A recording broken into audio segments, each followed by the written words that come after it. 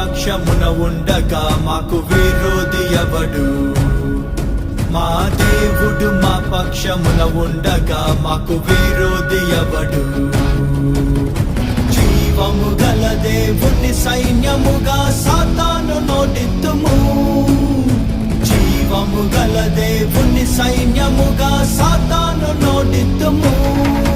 యుద్ధం యెహోవాదే.